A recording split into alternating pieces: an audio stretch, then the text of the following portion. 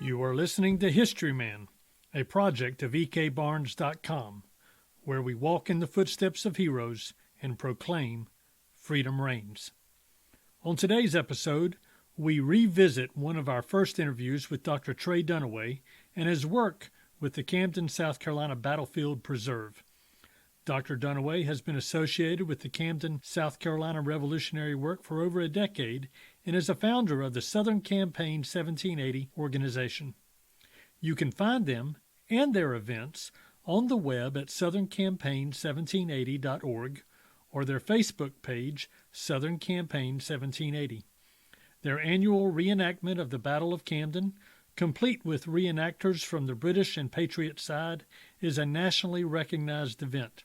Their Liberty Live program incorporates standards-based education programs for school-age children and youth. We are sure you will enjoy your time with Dr. Dunaway as much as we did.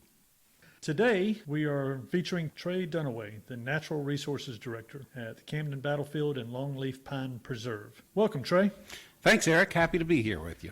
Man, I am so excited about being at the historic Camden and talking to all the historians here. You have a special place here, from what I gather. Everyone I have talked to has mentioned Trey Dunaway as the man that is in the know. Tell me exactly what you do around here that's caused everybody to be excited about you being here. Well, I've been associated with Historic Camden for, it's probably over 10 years now. I came on as a board member, and our board chairman resigned because he went off to a military campaign, and I had the distinction of being shoved the chairmanship. And so I was chairman of Historic Camden for a number of years. And when I finally did roll off, one of the last things, I secured the battlefield as something that Historic Camden would become steward of. And the new administration asked me to step in and just manage the battlefield because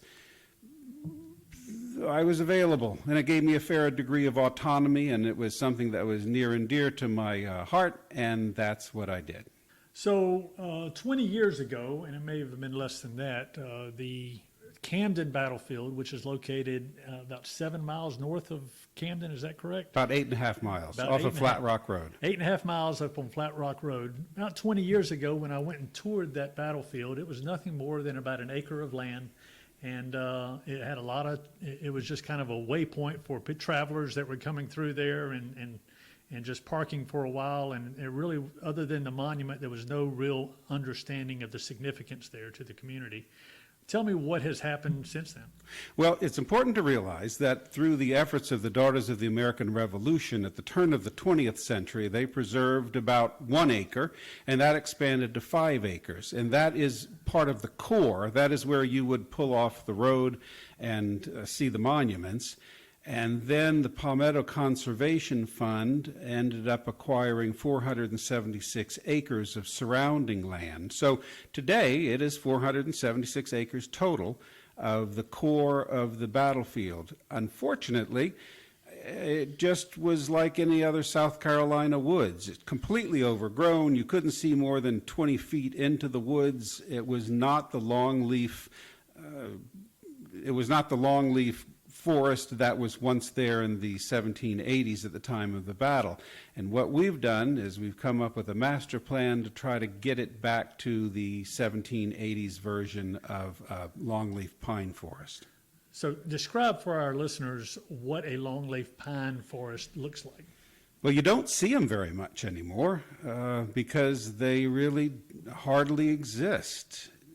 In the 18th century, 90 million acres of the southeast, and that goes from eastern Virginia to East Texas, was composed primarily of longleaf pine as the dominant species or the codominant species. Longleaf pine forests were vast, unlimited, never would run out of wood to cut, they thought. Well, that's not exactly what happened. Longleaf pine is the sturdiest southern pine. It is relatively slow growing from a commercial standpoint, therefore it is not commercially farmed as much. But these immense acreages were just slowly converted into farmland and into, today, commercial tree farms, which do not include longleaf. So we went from 90 million acres to about 3 million acres. There's a lot of effort in the conservation industry to try to get these restored, to put the longleaf back into its original homeland. And we're part of that too. Even before we acquired the property, I talked with the Longleaf Alliance, which is a wonderful organization that specifically proposes restoration of longleaf forests and the ecosystems that go with them. You know, when we talk about the longleaf forest, well, we're talking about the trees, but it's really the ecosystem. When you look at the ecosystem of a longleaf pine forest, you have more diversity, second only to that of rainforests, than any other ecosystem in the world. Now, this is plant diversity, but all of that has faded. There is harvesting for wood and wood products. The longleaf pine is very sturdy, it is wind resistant, it is rot resistant, and it is bug resistant. So it makes a great building timber. It also was used in the naval stores and the turpentine industry. So over the years, especially with the advent of railroad, when massive harvesting would take place, it's really shrunk down to only 3 million acres out of that 90 million acres today. So the preserve that you have out there now, did you have to go in and plant the longleaf pines, or were you just using what was already out there, or right now do you have a mixture of longleaf and other species of pine? Well, honestly, we really don't have that many longleaf on the property. The DAR property, because it was never commercially harvested, that does have the original descendants of the longleaf that were there at the time of the battle. The longleaf at the time of the battle were enormous trees. Longleaf pine can grow to be 300, 400, even 500 years old. Now, with the poor soil of the sandhills, they don't usually get to 500 years here, but they certainly could get to 300 years. And when you have a 300-year-old pine tree, they're very big. At the time of the battle, it was reported that 2 soldiers could hide behind a longleaf tree. The understory of a longleaf ecosystem, though, is usually a grass. It's usually just a grassy savanna, and the reason is fire.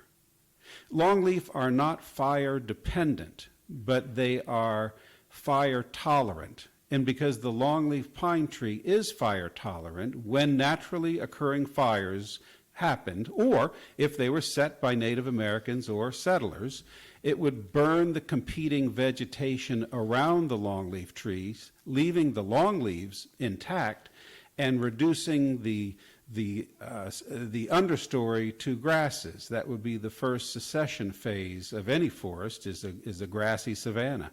So that's what the battlefield was composed of, a grassland with these tall, majestic longleaf pine trees.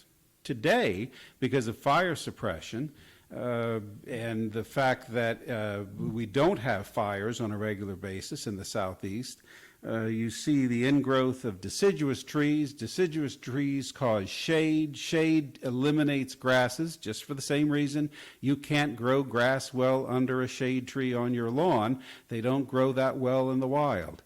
And as the deciduous trees come in, casting down shade, and also by the leaves that fall on the ground that are not burned and not eliminated, when the germination of longleaf seeds can't occur, and you don't get longleaf growth. So this is a major contributor to why we do have problems with longleaf growing today. But by reintroducing controlled burns, which is something we plan to start this winter, we will eliminate those problems and make it a healthier place for longleaf and the grasses that accompany them.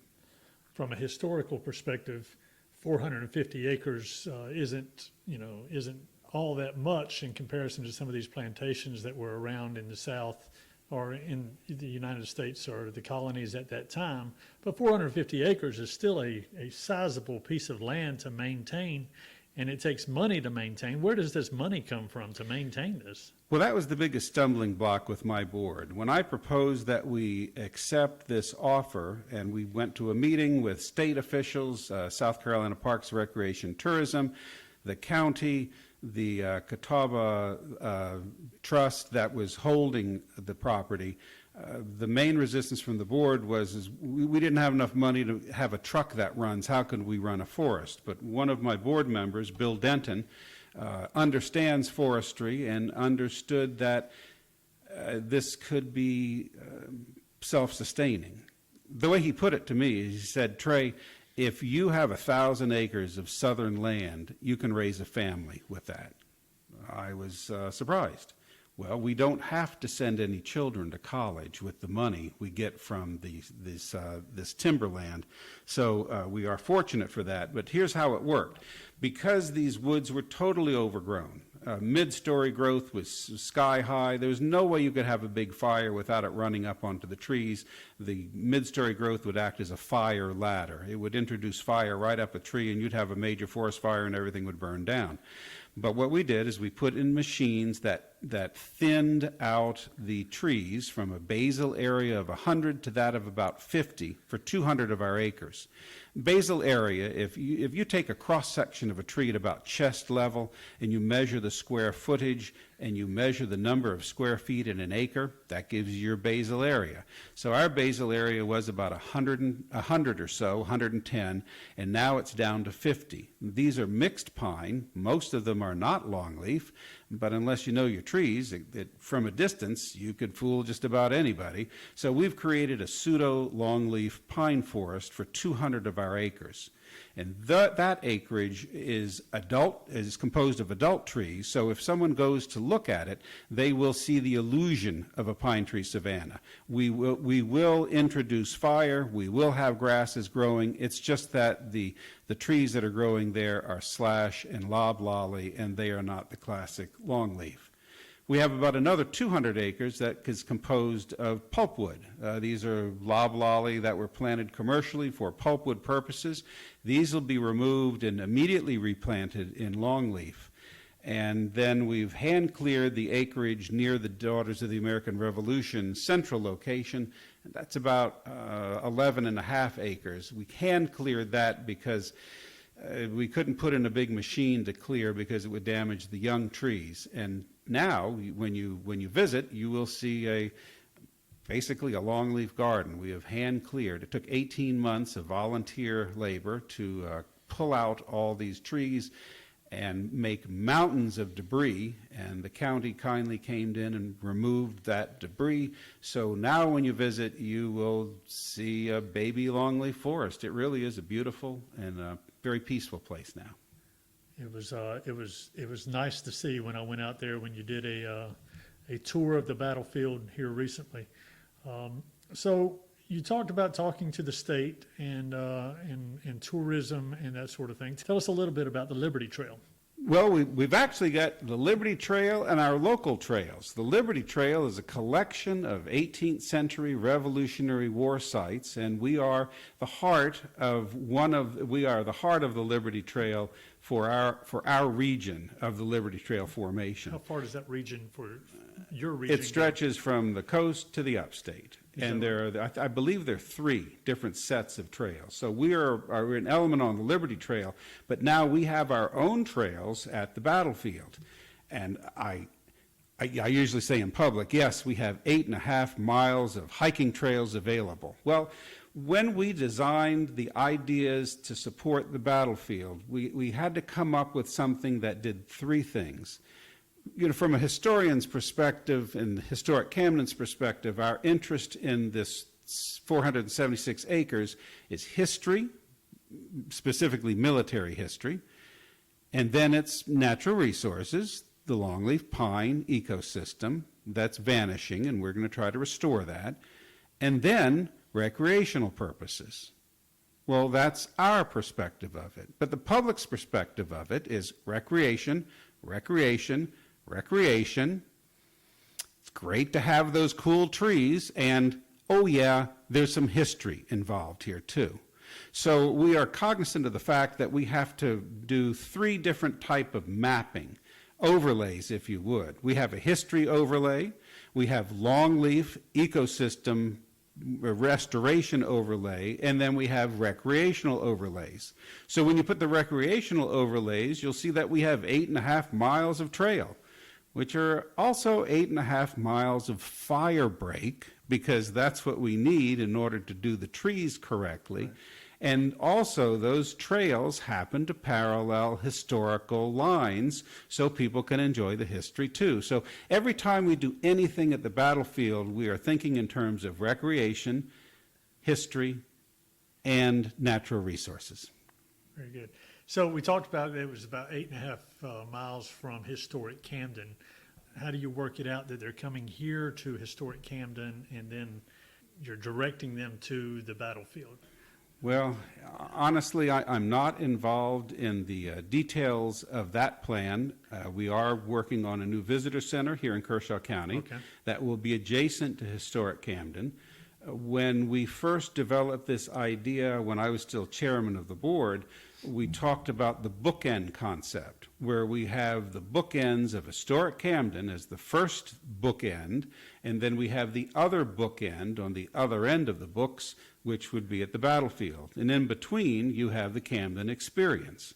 So from a package perspective, we're the alpha and the omega. The alpha is the main campus of historic Camden, and the omega is the battlefield. And that's part of the challenges of today's historic Camden board and the planners of the visitor center to figure out a cohesive way to get people to enjoy the entire Camden experience along with the bookends of historic Camden and that of the battlefield. Well, for our listeners, tell us a little bit about Camden then.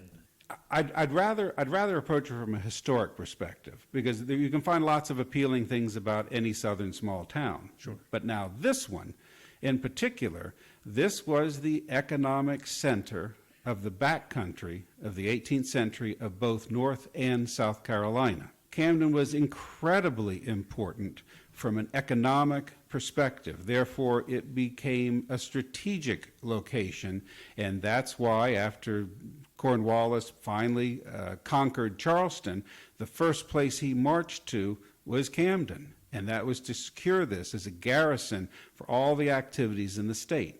They had a number of outposts, like in 96 or in Orangeburg or various places, but Camden was really the heart of the garrison. So from a strategic standpoint of the Revolutionary War, Camden was very important. But if you go back in time even before that, you'll find Cofita-Checchi, which was a Native American settlement that dates back thousands of years, and it also is centered in Camden. And you say, well, why Camden?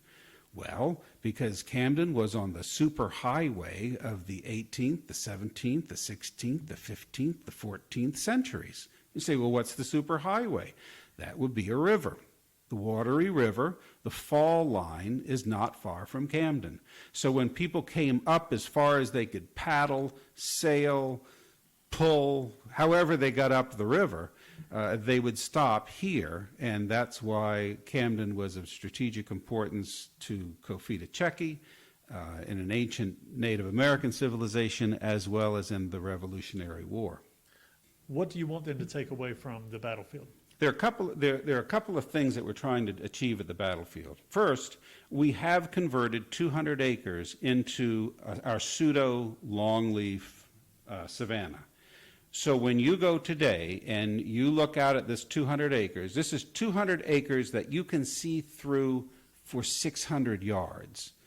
Now tell me what forest in South Carolina you can see through 600 yards. It doesn't exist. So this is a fairly unique landscape. The landscape allows you to see the terrain.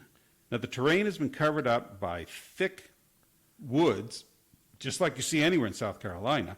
Thick woods, completely overgrown, can't see, and now you can see where a hill is, or where a rise is, or a ridge is. And this allows you to visualize where that battle actually took place. We've got another area that we're working on, not so much for this year, but for next year. Next year is the 240th anniversary of the Battle of Camden. And we do an annual fall Revolutionary War reenactment on the main campus of historic Camden, which is right off of Interstate 20. Now, the battlefield, again, is 8.5 miles north. But when we acquired this property as private owners or private stewards of this land, we can have reenactments on our battlefield. National parks, you are not allowed to shoot flintlock weapons on the battlefield. Well, we don't have that restriction here. So we have 21 acres of longleaf that were planted by the Palmetto Conservation Fund, because part of the job of stewards is to put the longleaf back onto the forest. However, it was never really highly maintained, so it also was overgrown. So what we have done is we have put in, through some mechanical thinning, we have thinned out all the overburden, and we have piles of drying twigs and small trees now. We are going in the next few months, and we will have all of this chipped, so the organic value of the wood stays on the soil, and we will have the ground prepared so we can actually have reenactments in that 21 acres. That is on the actual battle lines. This is very exciting to a reenactor. It's exciting to me, because we do know where the battle lines were, and these will be designated. We haven't done it yet, but it will be designated, so you will have two lines. One would be the Patriot line, and the other would be the British line. And these will be designated and have flags, and people can get an idea of how long 4,400 men on a battlefield in a double line would take. It's awe-inspiring. Yeah. And when you see it for real, right now when you go, you're looking at woods. Even if they're thinned woods, it doesn't have the same impact as it would have been on the day of that battle, where you had 4,400 Patriot soldiers in a line. Right, right. You know, I'm very careful about my use of terms of opposing forces, because it's so easy to say the American lines were here and the British lines are there, but that's not really true, because you had Americans fighting on both sides of that war. That's right. You had a patriot army, and then you had men fighting for king and country. And honestly, this was very much, especially in South Carolina, a civil war. This was very much a civil war where brothers fought against brothers, because some were loyal to king and country and others wanted to fight for this new concept of liberty. So that's our battlefield. That's a good segue. What does liberty, what does freedom mean to Trey Dunaway? Well, I'm going to go with the 18th century version of liberty. Because when we ask kids what liberty means, is they say it means freedom. Well, what does freedom mean? Does freedom mean I am free to remove your car from its parking spot at night and keep it? If it's truly free, why can't I do that? Well, that's because liberty is freedom coupled with responsibility. So if you're responsible, you're not going to do something to hurt somebody else. But you have the freedom to do things you want to do, as long as it does not harm other people. And that's my definition of liberty. And that's what the driving force behind a lot of the men that gave their life to allow us to have the freedom and liberties we hold dear to us today.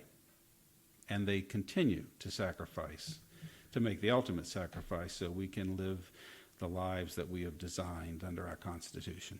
Trey, thank you so much for speaking with me today. I hope our listeners get a sense for how exciting it is to be a part of Camden these days, and the things that are going on around here with the Liberty Trail, with the Pine Tree Preserve, with Historic Camden, the upcoming Visitor Center, and all the volunteers that have helped to put this together. Thank you so much. Thank you, Eric.